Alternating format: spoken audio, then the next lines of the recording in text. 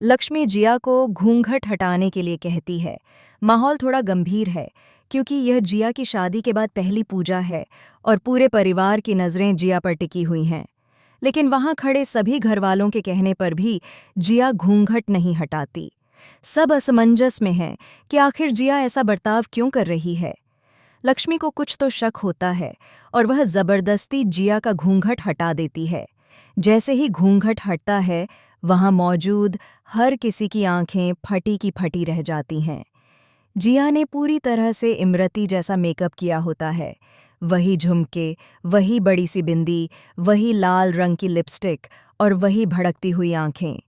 पूरा परिवार स्तब्ध हो जाता है। लक्ष्मी को समझ नहीं आता कि ये सब कैसे हो गया।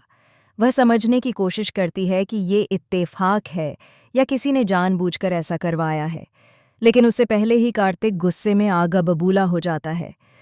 वो लक्ष्मी पर चिल्लाता है, बस करो अब, इमरती को परेशान करना बंद करो। क्या तुम्हें समझ नहीं आता कि इसका हमारे बच्चे पर कितना बुरा असर हो सकता है? लक्ष्मी हक्का बक्का रह जाती है।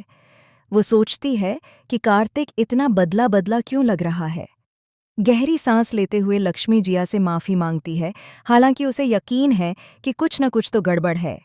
अगले सीन में लक्ष्मी कार्तिक की नाराजगी दूर करने के लिए उसके कमरे में जाती है। कार्तिक थोड़ी देर तक दूरी बनाए रखता है। फिर जैसे ही लक्ष्मी उसकी ओर बढ़ती है, वो मुस्कुराकर उसे गले लगा लेता है।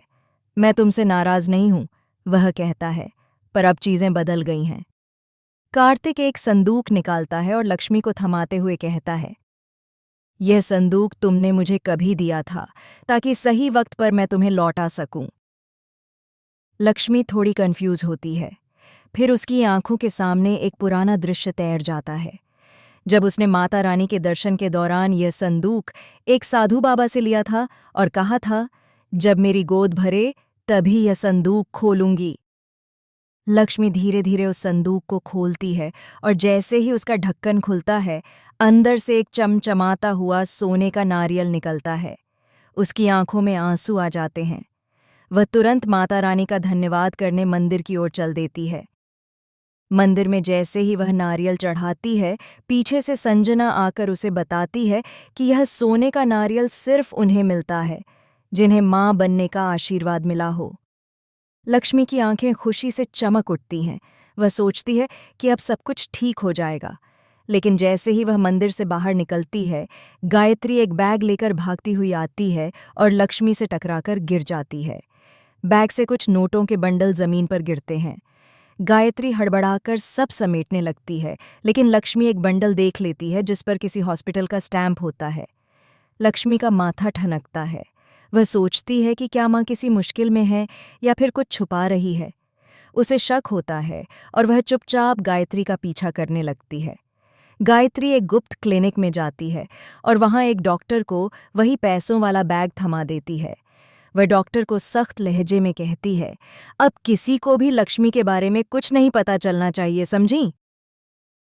यह सुनकर डॉक्टर सिर हिलाती है, लेकिन तभी पीछे से एक दरवाज़ा धीरे से खुलता है और लक्ष्मी सब सुन लेती है। डॉक्टर झुंझलाकर कहती है, कैसी सास हो तुम?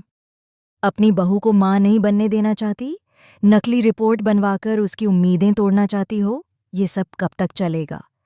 ये सुनते ही लक्ष्मी सन्न रह जाती है। उसके पैरों तले जमीन खिसक जाती है।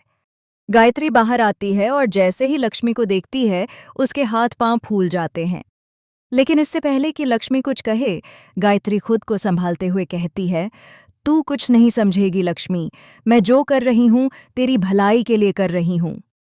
अगले सीन में लक्ष्मी घर लौट आती है। वह सोचती है कि कार्तिक को सब कुछ बता दे, लेकिन फिर उसे याद आता है कि अगर कार्तिक को अपनी मां की सच्चाई पता चल गई तो वह कभी भी उसे माफ नहीं करेगा। वह चुपचाप रह जाती है। कार्तिक घर में गरबा पार्टी रखने का प्लान बनाता है और सब एक साथ गरबा खेलने की तैयारी करते हैं, लेकिन वह साफ साफ इमरती को मना कर देता है कि वह पार्टी में नहीं आएगी। इमरती कुछ कहने की कोशिश करती है, लेकिन कार्तिक का रुख साफ होता है। इधर लक्ष्मी मंगल को कॉल करती है और सब कुछ बताने का मन बनाती है। मंगल लक्ष्मी से मिलने के लिए उत्साहित होती है, लेकिन जैसे ही वह मिलने आती है, एक अनहोनी हो जाती है। रास्ते में मंगल का एक्सीडेंट हो जाता है और वह कोमा में चली जाती है। लक्ष्मी टूट जाती है।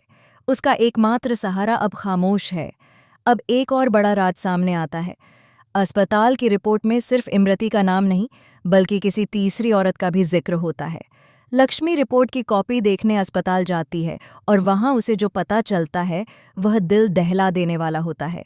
दरअसल जिस डॉक्टर को गायत्री पैसे दे रही थी, वही डॉक्टर इमरती की नहीं, खुद लक्ष्मी की प्रेगनेंसी रिपोर्ट बदल रही थी। लक्ष्मी को कभी गर्भधारण हुआ ही नहीं था। ये सब मनोवैज्ञानिक भ्रम था जो उसे उसकी अंधभक्ति और सामाजिक दबाव के कारण हुआ था। संजना ने जो सोने का नारियल दिया था वह भी नकली था, एक स्क्रिप्टेड धोखा, जिससे लक्ष्मी को विश्वास दिलाया जा सके कि वह मां बनने वाली है, जबकि असलियत कुछ और थी। और इससे भी बड़ा झटका तब लगता है जब यह सामने आता है कि जिया असली जिया है ही नहीं। असली जिया तो विदेश में पढ़ाई कर रही थी। यह लड़की जो सबके सामने जिया बनकर रह रही है, वह कोई और है।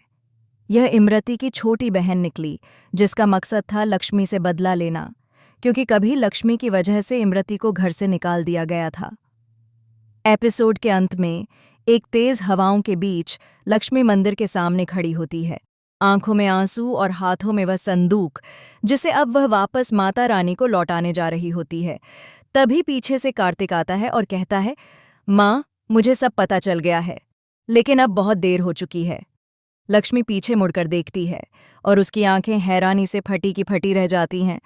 कार्तिक के साथ जिया नहीं बल्कि इमरती खड़ी होती है और उसके हाथों में वही नकली नारियल होता है।